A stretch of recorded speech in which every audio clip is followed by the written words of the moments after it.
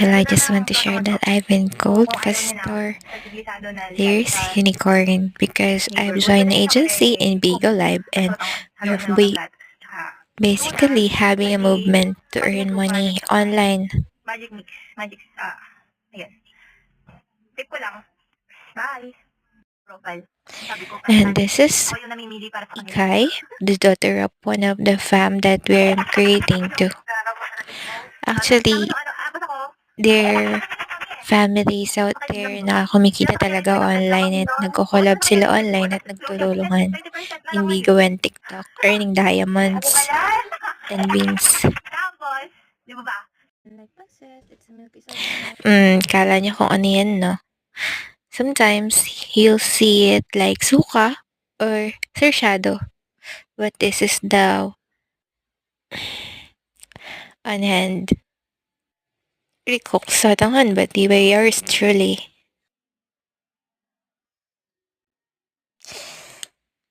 Sarap niya nanonood ng sabaw. Sa lasa ng flavor ng gatas at tuna. Tapos ito. Shoutout sa mga tropa. Bakit ako siya? Ingat kayo palagi ha.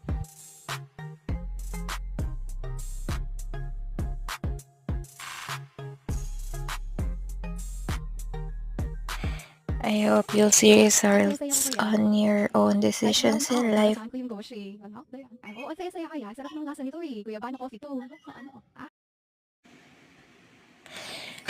You don't know, guys, but I'm praying for all of your outcomings